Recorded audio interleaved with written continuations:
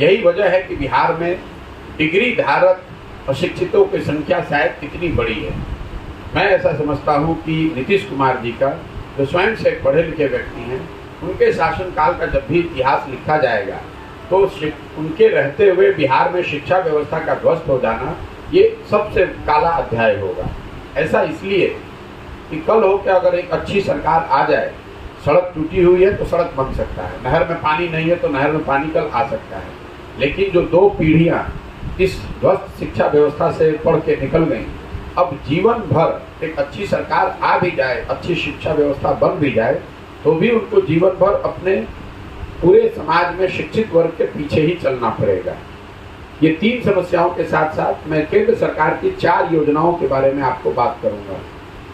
केंद्र सरकार की जो 4 सबसे बड़ी योजनाएं यहाँ चल रही हैं, उसमें सबसे प्रमुख है प्रधानमंत्री गरीब कल्याण योजना, जिसमें लाभार्थियों को 5 किलो अनाज मिलने की बात कही गई है। बिहार में हर जगह लाभार्थियों को 5 नहीं, सिर्फ 4 किलो अनाज ही मिल रहा है।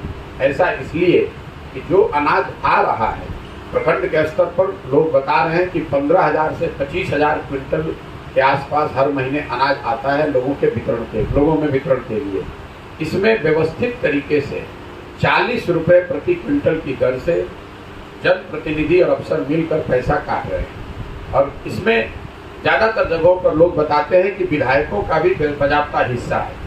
हर महीने 40 रुपये प्रति क्विंटल के हिसाब से जो घूस का भ्रष्टाचार के तौर पर लोग पैसा काट रहे हैं, उसी वजह से लाभार्थियों को 5 किलो के बजाय 4 किलो अनाज ही मिल पा रहा है।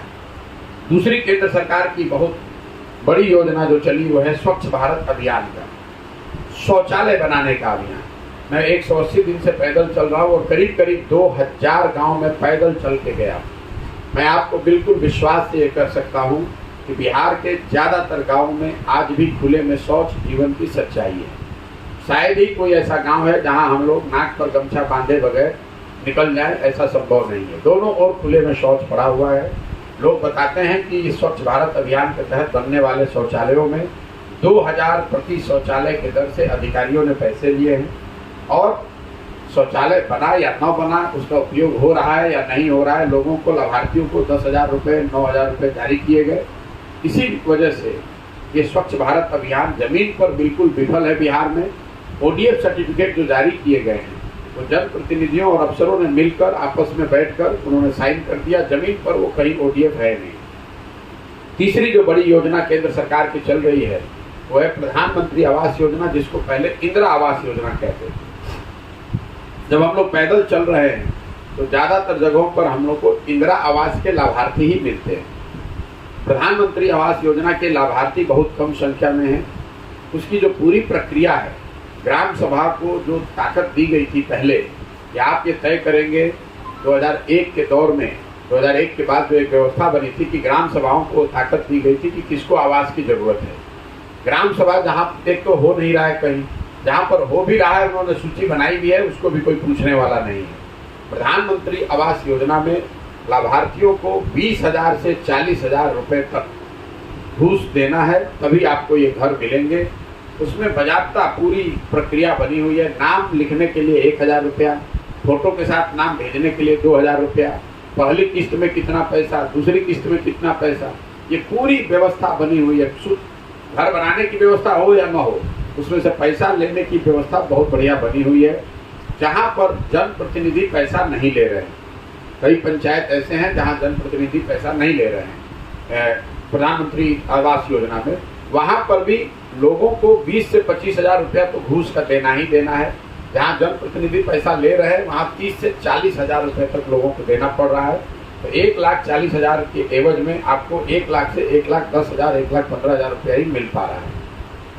चौथी जो बड़ी योजना है जिसने मुझे बहुत आश्चर्यचकित किया है वो है मनरेगा का जमीन पर न होना। केंद्र सरकार हजारों करोड़ रुपए की ये योजना, मेरा अपना अनुमान था कि जब मैं बिहार में जाऊंगा तो मुझे मनरेगा के सक्रिय काम बहुत ज़मीन पर देखने को मिलेंगे, क्योंकि यहाँ गरीबी बहुत है, लोग भूमिहीन हैं, लोगों की बेरोजगारी है, मजदूरी के लिए लोग देश भर में पलायन करते हैं। अभी तक 180 दिन में मुझे मनरेगा का कोई सक्रिय काम दिखा ही नहीं। लोग रास्ते चलते ये दिखाते हैं कि ये पेड़ मनरेगा के तहत लगाया गया है, कुछ लोग बताते हैं कि ये आंगनवाड़ी सेंटर बनाया गया है या ये मिट्टी भरवाई गई है, लेकिन सक्रिय कार्य से मेरा मतलब है जहाँ मैं चलते हुए ये देख सकूँ कि ये 10-20 मजदूर या लोग लगे हुए हैं, मनरेगा के अंतर्गत ये काम हो रहा है। ये आंकड़ों में भी आपको दिखेगा। पिछले वित्तीय वर्ष में मनरेगा में बिहार सरकार का यूटिलाइजेशन था 39%। मतलब अगर हम लोग 100 रुपया केंद्र सरकार से ला सकते थे मनरेगा के तहत अपने लोगों की मदद के लिए, तो 100 की जगह सिर्फ 39 रुपया ही हम लोग लेकर आए। 61 रुपया 61 रुपये तो हम लोग लेकर ही नहीं आए। और जो 39 रुपया मनरेगा में आया उसमें पीसी का दर है 40%। सारे योजनाओं में, केंद्र और राज्य की योजनाओं में सबसे ज़्यादा पीसी का दर लोग मनरेगा में बताते हैं, जिसमें 40 से 50% पैसा काटा जा रहा है। तो ये 4 केंद्र सरकार की बड़ी योजनाओं की वस्तु स्थिति है। अब जो राज्य सरकार की योजनाएं चल रही है, मैं उसको संक्षिप्त में वो बता देता हूँ। राज्य सरकार की ज़्यादातर जो विकास की योजना है वो 7 निश्चय के अंतर्गत लोग नीचे जानते हैं। 7 निश्चय की जो सबसे बड़ी योजनाएं थी उसमें पहला था बेरोजगार युवाओं को भत्ता। 18 से 35 साल के हर बेरोजगार बिहार के युवा को हर महीने 1000 रुपये की सहायता मिलनी चाहिए। इस योजना को न शुरू किया गया न कहीं लागू किया गया। अभी तक मुझे इसका कोई लाभार्थी मिला नहीं। पत्रकार बंधु भी इस पर कोई सवाल नहीं करते। दूसरी एक बड़ी योजना थी स्टूडेंट क्रेडिट कार्ड की, जिसमें ये अनुमान लगाया गया था कि 12वीं से आगे की पढ़ाई के लिए, क्योंकि बहुत गरीबी की वजह से बहुत सारे बच्चे, परिवार उनकी इस स्थिति में नहीं होते हैं कि बच्चों को पढ़ा सके, इसलिए स्टूडेंट क्रेडिट कार्ड की परिकल्पना की गई थी। उस समय का अनुमान था कि बिहार में कोई 1-1.25 करोड़ बच्चों को इसका लाभ मिलेगा। आज जो सरकारी आंकड़े हैं वो भी बता रहे हैं कि पिछले 8 वर्षों में 10 लाख से कम लोगों को इसका लाभ मिला है। जब हम लोग गाँव में चल रहे हैं तो इक्का दुक्का ही कोई स्टूडेंट क्रेडिट कार्ड का लाभार्थी मिलता है। ज़्यादातर लोग मानकर चल रहे हैं कि स्टूडेंट क्रेडिट कार्ड योजना को भी ठंडे बस्ते में डाल दिया गया है। 2 योजनाएं जिसकी चर्चा खूब होती है और आप लोग भी बात करते हैं 7 निश्चय के अंतर्गत, वो है हर घर नल के जल की योजना और नालियों और गलियों के पक्कीकरण की बात। नल जल योजना में सरकार का दावा है, जो उनके वेबसाइट पे इंफॉर्मेशन है, उनका दावा है कि 70% नल जल योजना चल रही है। मैं समझता हूं कि 70% नल जल योजना चल नहीं रही है, बंद पड़ी हुई है। कुछ जिलों में जैसे पश्चिम चंपारण में, शिवहर में तो करीब 90% नल जल योजना काम नहीं कर रही है। लेकिन पूर्वी चंपारण, गोपालगंज, सिवान और छपरा में मेरा अनुभव है कि 10 में 7 योजना नहीं चल रही है, 3 या 4 चल रही है। नल जल योजना बनाने में जो तकनीकी परेशानी है, भ्रष्टाचार हुआ है, वो तो अलग बात है। लेकिन जो एक सबसे बड़ी समस्या मुझे जमीन पर दिखी वो है इन योजनाओं के जमीनों का मालिकाना हक। क्योंकि जब योजना बनाई गई है तो जो वार्ड सदस्य उस समय जीता हुआ था, ज़्यादातर जगहों पर उन्होंने अपने या अपने रिश्तेदारों के जमीन पर ये योजना बनवा दी। अब जब वो वार्ड सदस्य हार गया है तो अब वो हर जुगत लगा रहा है कि किसी भी तरीके से योजना चलने ना पाए। कई जगहों पर लोगों से जमीन इसलिए लिया गया है कि लोगों को बताया गया या उनकी समझ में आया कि जब हमारे ज़मीन में अगर ये योजना चलने लगेगी तो हमारे घर में किसी को सरकारी नौकरी मिल जाएगी। अब स्वाभाविक तौर पर नौकरी मिली नहीं है तो वो लोग अब उस योजना को चलने नहीं दे रहे हैं।